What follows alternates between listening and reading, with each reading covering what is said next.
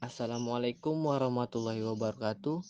Baiklah, kami dari kelompok 7 akan membacakan hasil dari diskusi kami, yaitu tentang etika keperawatan. Anggota dari kelompok 7 yaitu Rika Wulandari, Reski Satria Priyadi, dan Rosalina Effendi Nasution.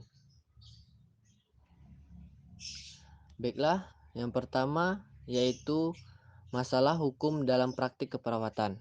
Berbagai masalah hukum dalam praktik keperawatan telah diidentifikasi oleh para ahli. Beberapa masalah yang dibahas secara singkat di sini meliputi menandatangani pernyataan hukum. Perawat seringkali diminta menandatangani atau diminta untuk sebagai saksi. Dalam hal ini, perawat hendaknya tidak membuat pernyataan yang dapat diinterpretasikan menghilangkan pengaruh. Dalam kaitan dengan kesaksian, perawat disarankan mengacu pada kebijakan rumah sakit atau kebijakan dari atasan. Format persetujuan atau consent. Berbagai format persetujuan disediakan oleh institusi pelayanan dalam bentuk yang cukup bervariasi. Beberapa rumah sakit memberikan format persetujuan pada awal pasien masuk rumah sakit yang mengandung pernyataan kesanggupan pasien untuk dirawat dan menjalani pengobatan. Bentuk persetujuan lain adalah format persetujuan operasi. Perawat dalam proses persetujuan ini biasanya berperan sebagai saksi sebelum informasi dari dokter ahli bedah atau perawat tentang tindakan yang akan dilakukan beserta resikonya. Report. Setiap kali perawat menemukan suatu kecelakaan, baik yang mengenai pasien, pengunjung maupun petugas kesehatan, perawat harus segera membuat suatu laporan tertulis yang disebut incident report. Dalam situasi klinik, kecelakaan sering terjadi, misalnya pasien jatuh dari kamar mandi, jarinya terpotong oleh sewaktu melakukan pengobatan, kesalahan memberikan obat, dan lain-lain. Dalam setiap kecelakaan, maka dokter harus segera diberitahu. Beberapa rumah sakit telah menyediakan format untuk keperluan ini.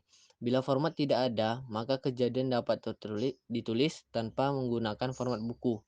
Hal-hal yang perlu diperhatikan dalam pencatatan insiden report antara lain: tulis kejadian sesuai apa adanya, tulis tindakan yang Anda lakukan, tulis nama dan tanda tangan Anda dengan jelas, sebutkan waktu kejadian ditemukan. Pencatatan merupakan kegiatan sehari-hari yang tidak lepas dari asuhan keperawatan yang dilakukan oleh perawat. Pencatatan merupakan salah satu komponen yang penting yang memberikan sumber kesaksian hukum. Betapapun mahirnya keterampilan Anda dalam memberikan perawatan, jika tidak dicatat atau dicatat tetapi tidak lengkap, tidak dapat membantu dalam persidangan. Setiap selesai melakukan suatu tindakan, maka perawat harus segera mencatat secara jelas tindakan yang dilakukan dan respon pasien terhadap tindakan, serta mencantumkan waktu tindakan diberikan dan tanda tangan yang memberikan tindakan. Pengawasan penggunaan obat. Pemerintah Indonesia telah mengatur pengedaran dan penggunaan obat. Obat yang ada dapat dibeli secara bebas dan ada pula yang harus dibeli dalam resep dokter. Obat-obat tersebut, misalnya narkotik, disimpan di tempat yang aman dan terkunci dan hanya orang-orang yang berwenang yang dapat mengeluarkannya. Untuk secara hukum hanya dapat diterima dalam pengeluaran dan penggunaan obat golongan narkotik ini, perawat harus selalu memperhatikan prosedur dan pencatatan yang benar.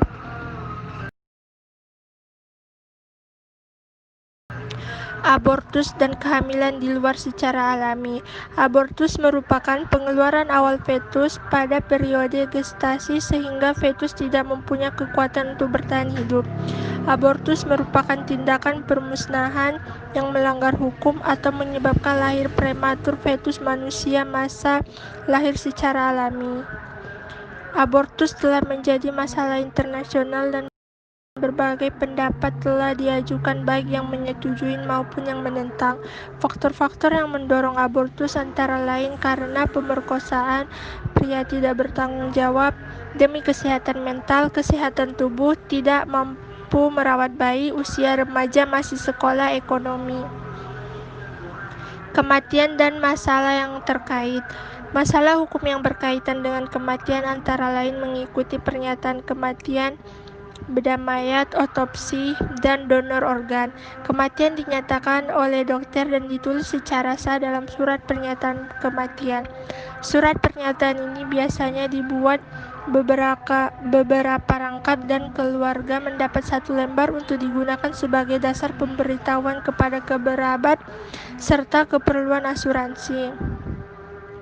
Pada keadaan tertentu, misalnya untuk keperluan-keperluan peradilan, dapat dilakukan bedah mayat pada orang yang telah meninggal. Baik, selanjutnya masalah etik dalam praktek keperawatan.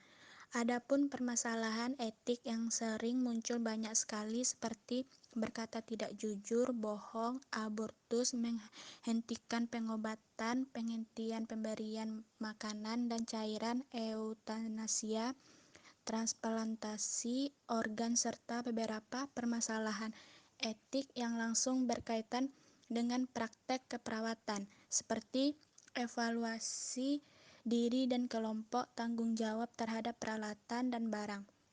Memberikan rekomendasi pasien pada dokter menghadapi asuhan keperawatan yang buruk, masalah peran merawat dan mengobati Pihardio 1995. Di sini akan dibahas sekilas beberapa hal yang berkaitan dengan masalah etik yang berkaitan langsung pada praktik keperawatan. Yang pertama, konflik etik antara teman sejawat.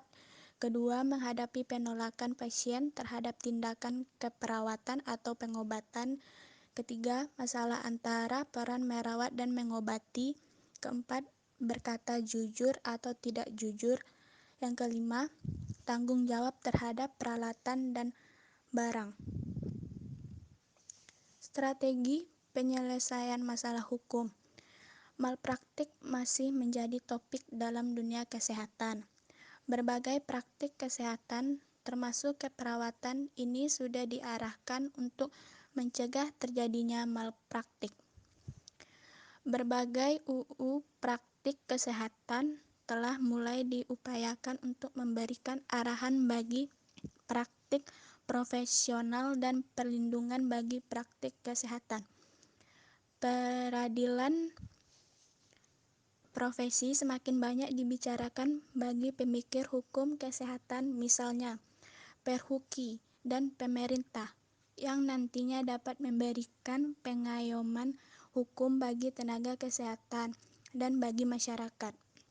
Masalah hukum memang merupakan hal yang kompleks karena menyangkut nasib manusia. Mengapi hal ini kita jadi ingat slogan lama, mencegah lebih baik daripada mengobati. Kiranya mencegah masalah hukum lebih baik daripada memberi sanksi hukum. Untuk ini, sebagai perawat harus mengetahui prinsip-prinsip dalam mencegah hukum. Strategi penyelesaian masalah etik. Dalam menghadapi dan mengatasi permasalahan etis antara perawat dan dokter, tidak menutup kemungkinan terjadi perbedaan pendapat. Bila ini berlanjut, dapat menyebabkan masalah komunikasi dan kerjasama, sehingga menghambat perawat pada pasien dan kenyamanan kerja. Mark File 1988. Salah satu cara penyelesaikan permasalahan etis adalah dengan melakukan ronde biotics road yang melibatkan perawat dengan dokter. Ronde ini tidak difokuskan untuk menyelesaikan masalah etis, tetapi untuk melakukan diskusi secara terbuka tentang kemungkinan terhadap permasalahan etis.